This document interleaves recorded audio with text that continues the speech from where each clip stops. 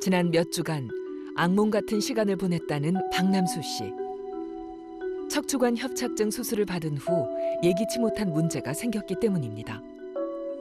한쪽 다리가 터질 듯이 붓는 증상이 나타난 것입니다. 풍선 같은 게 이렇게 부풀어가지고 터질 지경에까지 왔을 때에 좀 절박함, 다리 색도 검게 시커멓게 변하고 막 이렇게 되니까 심리적으로도 굉장히 불안했었고요. 극심한 통증까지 있었다는 환자. 원인은 척추 수술 후 생긴 혈전 때문이었습니다. 장기간의 침상 생활로 혈액순환이 되지 않으면서 정맥에 혈전이 생긴 겁니다.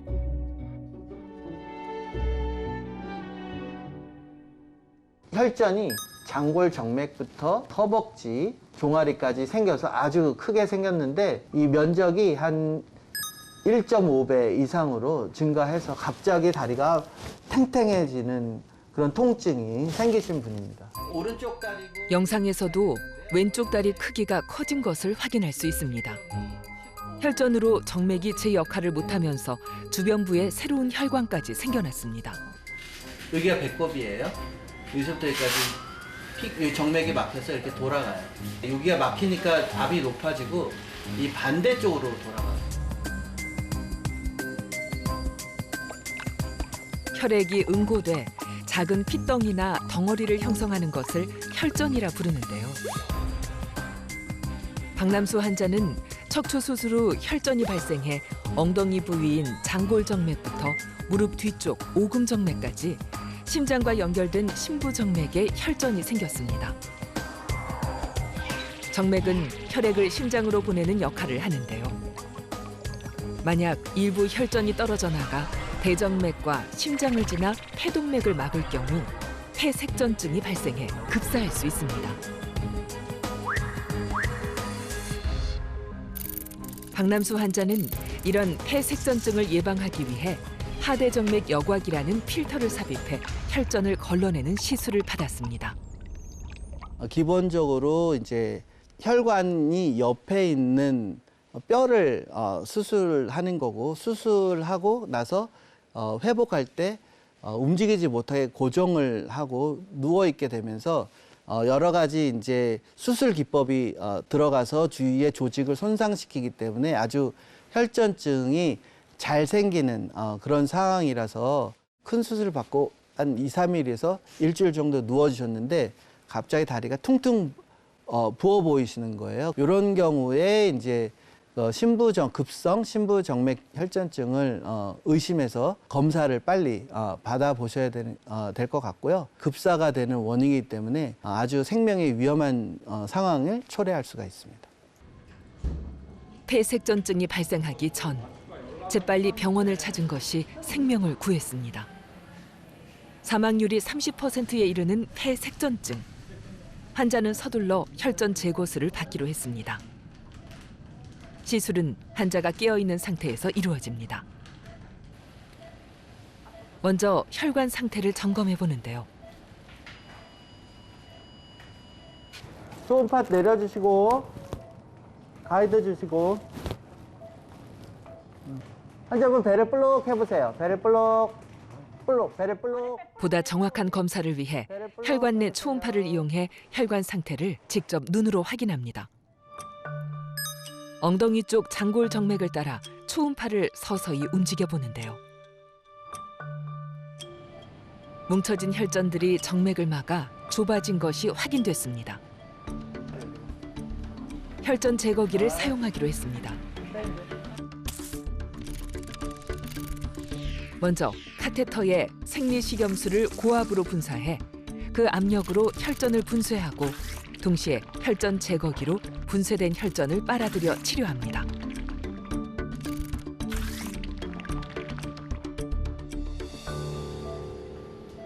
기계적 혈전 제거는 혈관을 직접 열지 않아 혈관 손상을 최소화할 뿐 아니라 수술 시간 또한 단축할 수 있는 장점이 있습니다. 게다가 많은 양의 혈전들도 한꺼번에 제거할 수 있는데요. 정맥을 틀어막고 있던 혈전들을 시원하게 뽑아냈습니다. 세이브.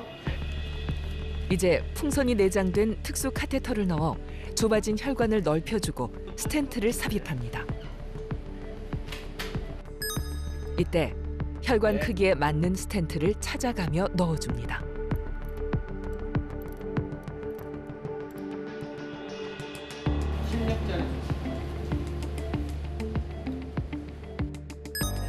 다시 풍선을 넣어 혈관벽과 스텐트가 최대한 밀착되도록 넓혀줍니다.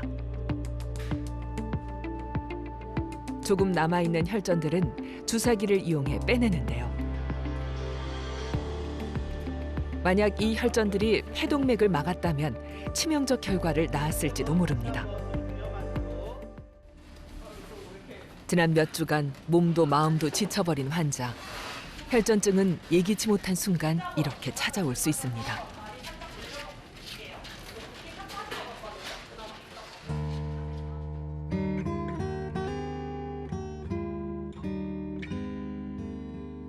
이틀 후 입원실에서 다시 만난 박남수 환자. 네.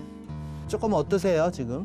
붓기는 많이 빠졌습니다. 네. 어제하고 오늘하고 완전히 또 다르고 네. 어제는 또 발목 밑에 여기는 아직 좀 붓기가 있었는데 네. 오늘 하루 지나고 나니까 요것도 발목에도 다 빠졌어요. 시술 전 심부정맥 혈전증으로 퉁퉁 부어있던 왼쪽 다리는 혈전 제거 후 부기가 가라앉으면서 확연히 좋아졌습니다. 어제는 여기는 많이 빠졌는데 여기는 남아 있었는데 오늘 하룻밤 더 자니까 여기가 이제 다 빠졌어요. 그래 아마 또 내일 되면 또 더 좋아질 것 같습니다.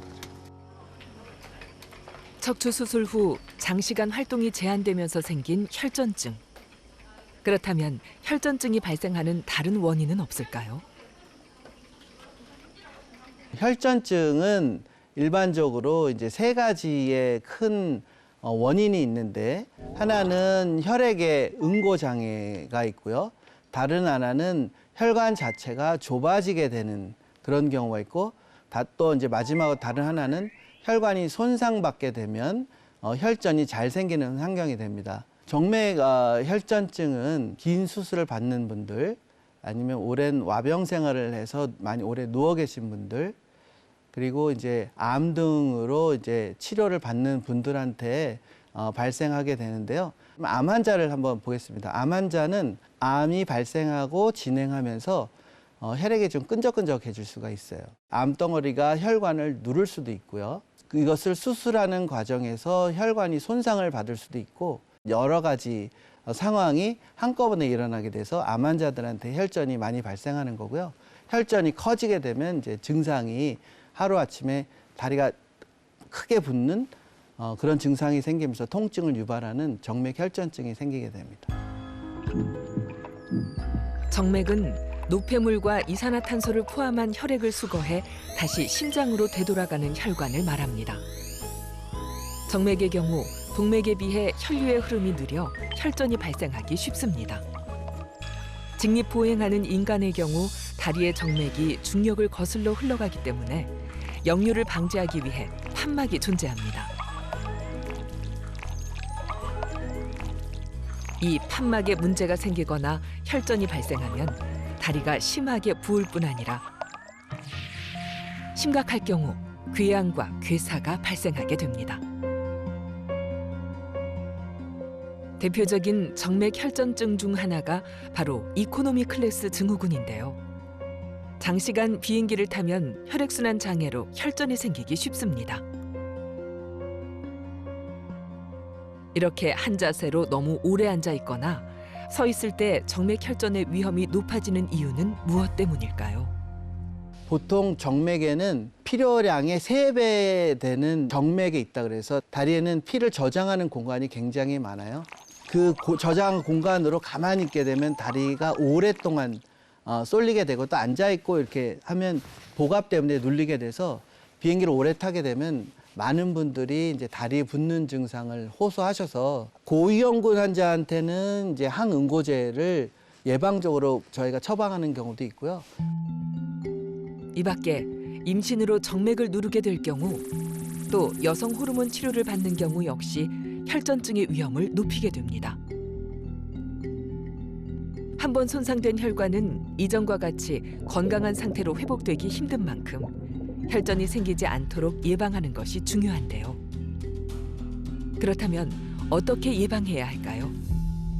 압박 스타킹을 좀 처방해서 다리를 좀 쥐어짜게 해서 혈류를 개선하는 거를 하는 경우도 있고, 제일 좋은 경우에는 한 30분 정도에 한번 일어나서 걸어서 이렇게 좀 해보시면, 종아리가 운동하잖아요. 종아리 운동. 아니면 앉아있는 경우에는 발목을 이렇게 까딱까딱 해서 종아리 운동을 시키는 운동법이 있습니다. 그런 걸 해서 하면 그렇게 다리가 붓는 거를 예방할 수가 있습니다.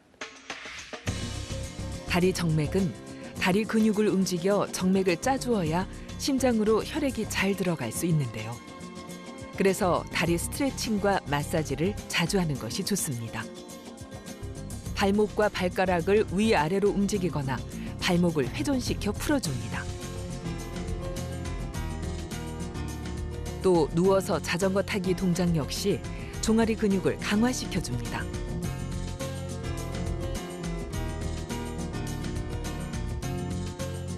까치발로 서서 수초간 유지하다 내리는 동작 역시 종아리 근육의 수축과 이완을 돕는 운동입니다. 그리고 심장보다 다리를 높게 들어 혈액이 심장 쪽으로 흐르도록 해 순환을 돕습니다.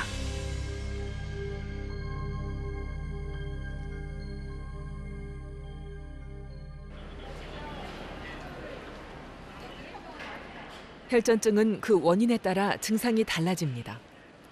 지팡이 없인 한 걸음도 떼기 어렵다는 한대길 씨. 조금만 움직여도 다리가 저리고 통증이 찾아온다는데요. 혼자 외출하는 것도 점차 어려워졌습니다. 30번을 걷기가 어려워요. 피가 안 통하니까는 이쪽은 차고 여긴 그래도 온기가 있고. 양쪽 발의 피부색이 한눈에 보기에도 차이가 있습니다. 특히 오른쪽 발은 차갑기까지 한데요. 처음엔 허리 문제인 줄 알았습니다. 허리 수술을 4번을 했는데 척추관 협착증이라 한다고.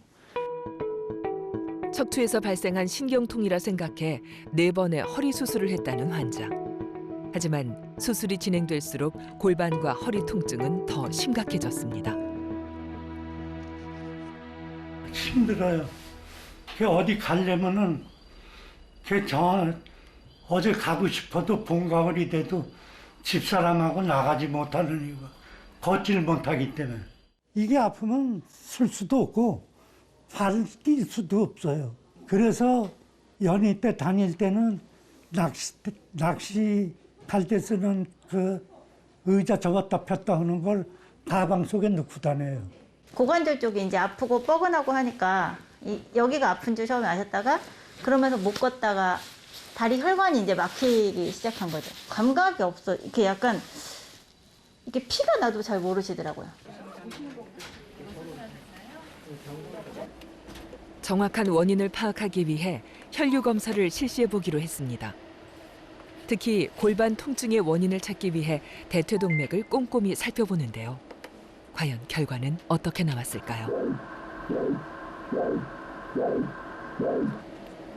이 대동맥부터 이 사타구니, 그 얕은 대퇴동맥이 전체적으로 석회화가 돼 있는데, 이분은 석회화가 돼 있으면서도 혈관이 여기 완전히 막히셨어요. 그래서 여러 군데에 좁아지게 되면 이 발끝으로 가는 혈류가 굉장히 줄어들게 됩니다. 오른쪽 대퇴동맥, 총대퇴동맥, 사타구니에 있는 동맥인데 혈류가 잘 측정이 안 돼요. 굉장히 좁아지고 막혀 있어서 이제 도플러를 갖다 댔는데 혈류가 거의 체크되지가 않습니다. 한대길 씨는 동맥에 혈전이 쌓여 발끝까지 혈류가 통하지 않는 심각한 상황이었습니다. 동맥 혈전증은 먼저 동맥 경화증에 의해서 발생하게 되는데요. 동맥 경화증은 동맥의 벽이 두꺼워지는 그런 경화반을 형성하게 되는데요. 초기에는 이제 혈관을 좁게 만들게 됩니다.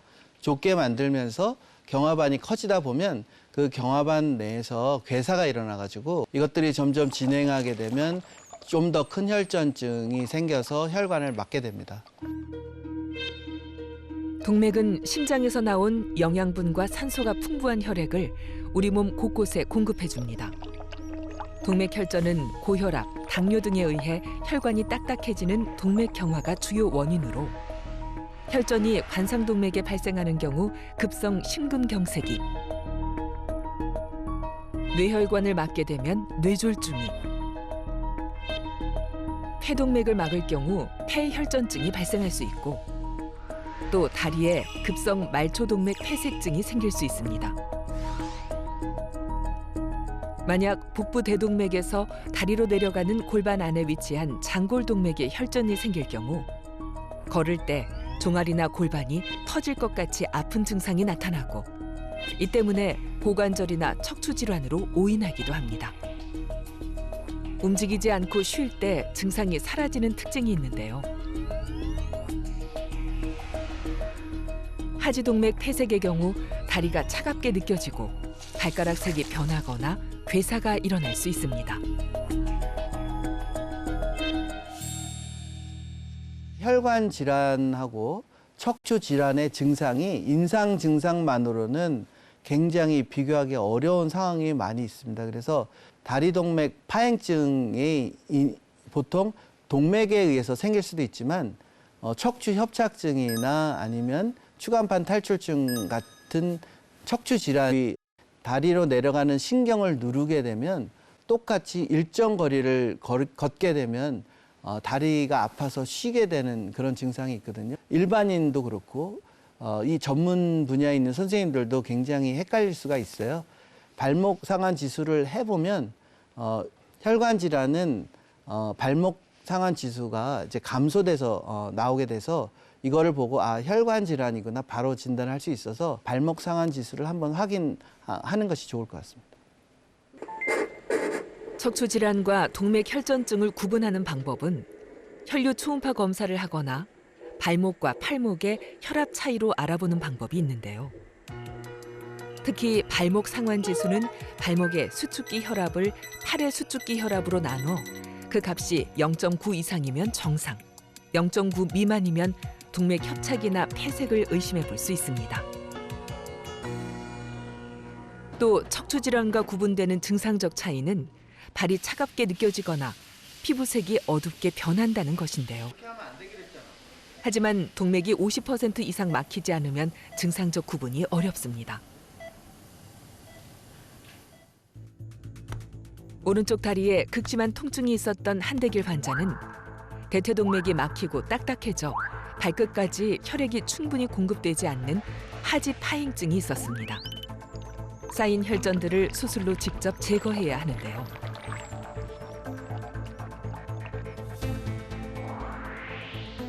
수술은 먼저 사타구니를 절개하고 총대퇴동맥을 열어 혈관을 막고 있는 딱딱한 죽종들을 깨끗하게 긁어냅니다.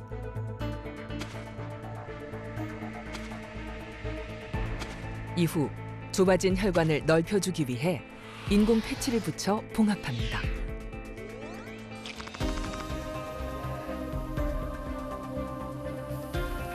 대퇴동맥에 쌓인 혈전들을 긁어내는 김장용 교수. 이것이 환자의 혈관을 틀어막고 있던 혈전들입니다. 혈류가 잘 통하는지 도플러 검사를 시행해 봅니다.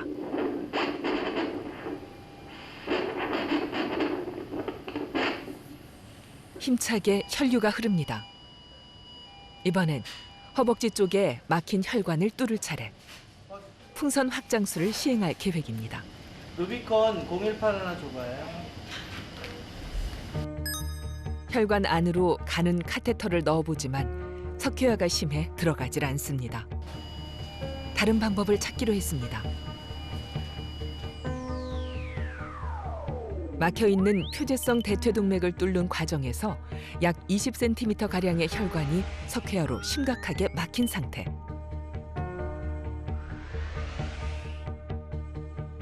방법을 바꿔 발목 안쪽에 후경골동맥으로 유도 철사를 삽입해 석회화된 부분과 혈관의 외막 사이 공간으로 접근합니다. 이후 풍선 확장술로 내막 하 혈관 성형술을 시행하는데요.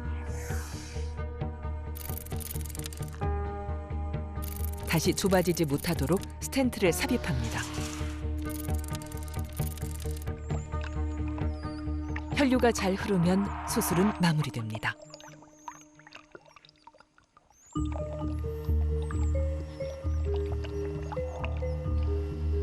사람의 얼굴이 같지 않듯 혈관의 상태도 각기 다른 환자들. 혈관 내 치료는 그래서 수많은 변수가 존재합니다. 경험 많은 김장용 교수는 이번에도 또 어려운 난관을 헤쳐나갑니다. 디플레이션 한번 해봐. 다. 막힌 혈관을 뚫고 스텐트도 안전하게 삽입하는 데 성공했습니다. 막혔던 혈관이 속 시원히 뚫렸습니다. 동맥혈전에 의한 다리 저림은 70-80% 혈관이 막혀서야 환자들이 병원을 찾게 되는데요. 만성 다리 혈관 폐색증은 총 6단계로 나뉩니다. 1단계는 100에서 200m를 걸을 때 다리에 통증과 쥐가 나지만 병이 심해질수록 수십 미터만 걸어도 증상이 나타납니다. 4단계로 진입하면 가만히 있어도 종아리와 발에 통증이 생기고 5단계 이상이 되면 다리에 피가 돌지 않아 괴사는 물론 급사의 위험이 높아집니다. 제일 중요한 건 이제 당뇨병이 있는지, 고혈압이 있는지, 그리고 고지혈증이 있는지, 그리고 이제 흡연을 하는지 확인을 해야 될 것 같고요. 여자보다는 남자분에게 이제 2~3배 정도 질환이 많고 65세 고령인 분들한테 한 2배 내지 3배에서 이제 혈관 질환이 더 많이 발생하는 걸로 되어 있습니다.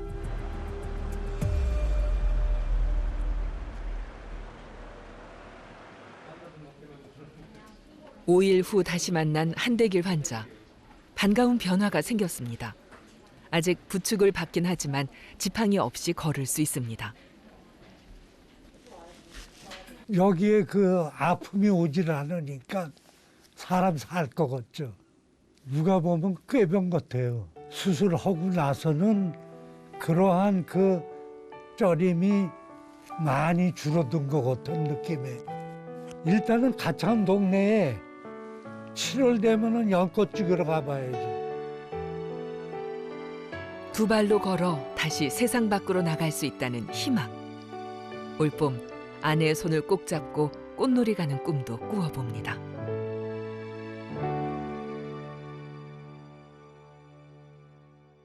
네, 안녕하세요. 네, 다리 좀 한번 볼까요? 발가락이 4개뿐인 환자. 괴사가 진행돼 발가락 하나를 잃고 말았습니다. 뒤늦게 발견한 것이 화근이 됐습니다.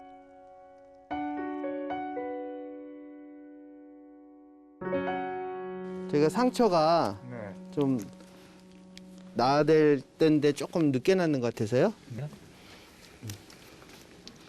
당뇨 후유증, 합병증으로 인해서 괴사가 와가지고 발가락이 하나 잘렸어요. 풍선 합창술 한번 해볼게요. 지난 10년간 당뇨병을 앓았다는 환자. 말초동맥 혈관이 막히면서 작은 상처가 괴사로 발전했습니다. 약간 상방에 오금동맥하고 대퇴동맥 사이 혈관이 막혀 있는 거를 좀 볼 수가 있고. 결국 발끝까지 가는 말초동맥에 혈류가 공급되지 않으면서 문제가 생긴 겁니다. 염증 때문에 발이 부어 있으니까 걸을 때 굉장히 아프죠. 상처에서부터 시작해서 이 썩게 되는 데까지, 괴사 오는 데까지는 한 달이 안 걸렸어요. 방치하면 다른 발가락까지도 잃을 수 있는 상황. 그는 막힌 동맥을 넓히는 풍선 확장술을 급히 받았습니다. 하지만 절단면의 회복이 늦어지면서 다시 한번 혈관을 넓히는 시술을 받기로 했는데요. 당뇨 합병증으로 오른쪽 4번째 발가락이 괴사돼 절단한 김순철 환자. 현재 신장 기능이 50% 이하로 떨어져 있어 시술 시 일반 조영제 사용이 어려운 상황. 부작용이 거의 없는 이산화탄소 조영제를 사용하기로 했습니다.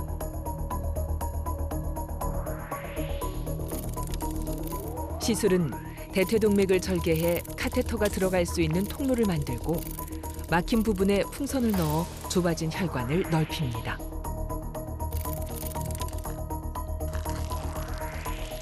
재협착을 막기 위해 3분에서 5분 정도 부푼 상태를 유지시킵니다. 마지막으로 혈류가 잘 통하는지 확인하면 시술은 마무리됩니다.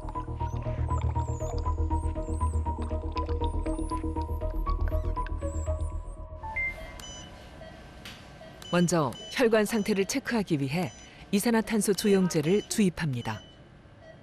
일반 조영제에 비해 해상도가 조금 떨어지지만 신장에 무리를 주지 않아 당뇨 환자들도 이제는 안전하게 혈관 내 치료를 받을 수 있습니다.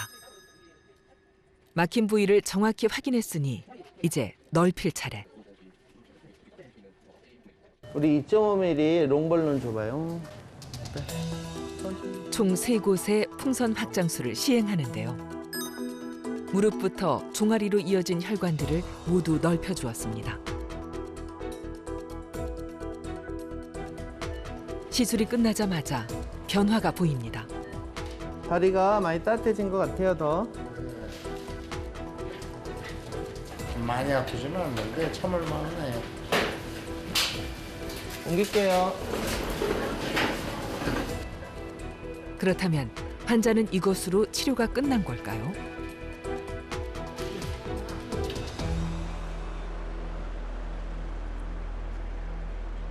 다음 날 김장윤 교수와 의료진이 환자의 발에 무언가를 붙이느라 분주합니다. 뭐라는 걸까요? 산소 분압을 측정하는 측정 센서예요. 6개를 한꺼번에 이제 측정해서 지금 산소가 충분히 다리로 전달되는지 체크하는 그런 장비입니다. 혈액 속 산소가 발끝까지 공급되는지 알아보는 검사입니다.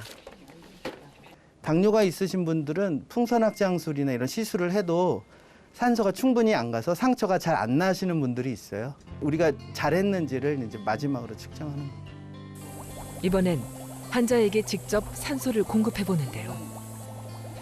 당뇨 환자의 경우 산소 공급에 반응이 있다면 추가로 고압 산소 치료를 해볼 수 있기 때문입니다. 산소를 주니까 40 이상으로 다 올라가잖아요. 그러면 이제 이게 고압 산소 하면 이렇게 올라간다.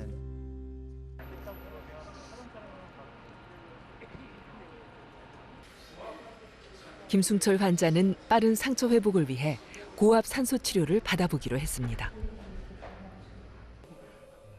고압 산소 치료란 혈액 중 산소 농도를 높이기 위해 대기압보다 기압이 높은 공간에서 고농도의 산소를 흡입해 치료하는 방법인데요.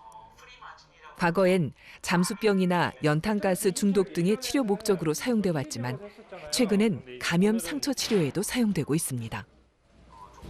가운데 의자. 요거를 이제 이렇게 뒤통수에 이렇게 거는 거예요. 많이 불편하세요? 괜찮죠? 숨 크게 들여 마셔보세요. 예, 이렇게 들여 마시면은 여기에 고농도의 산소가 이렇게 몸으로 들어가서 내뱉으시면 이쪽으로 나가는 거예요. 네. 숨 쉬실 때는 천천히 쉬시면 돼요. 빨리 쉬실 필요도 없고 평상시에 자기가 본인이 쉬는 것처럼. 네.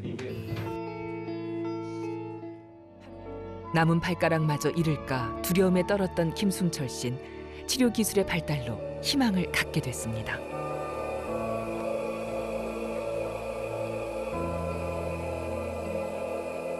고압으로 산소를 주입하게 되면 적혈구뿐만 아니고 하얀 혈액에도 산소가 녹아서 적혈구가 가지 못하는 곳까지 이제 산소를 전달을 해줄 수 있다라고 하는 원리를 이용해서 지금 산소 치료에 이용하는 상처 치료에 이용하고 있습니다. 이렇게 혈전증은 골든 타임을 놓치지 않는 적극적인 치료도 중요하지만 잘못된 생활 습관을 고치는 것도 필요합니다. 혈관에 콜레스테롤이 쌓여 딱딱해지고 좁아져 혈전이 생기는 동맥혈전증이나 혈액이 고이면서 끈적해지고 응고돼 발생하는 정맥 혈전증 모두 잘못된 생활 습관에서 비롯된 것들입니다. 특히 장시간 앉아 있거나 움직임이 없게 되면 정맥 혈전증의 위험이 더 높아지게 되는데요. 원인이 다른 만큼 동맥 혈전증과 정맥 혈전증은 증상에서도 차이가 있습니다.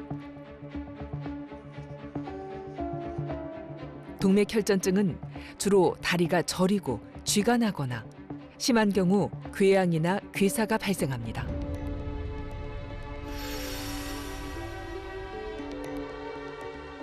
이와 달리 정맥 혈전증은 다리가 갑자기 붓고 혈관이 튀어나오는 증상이 주로 발생하는데요. 대수롭지 않게 여기다 치료하지 않고 방치할 경우 생명을 잃을 수도 있습니다.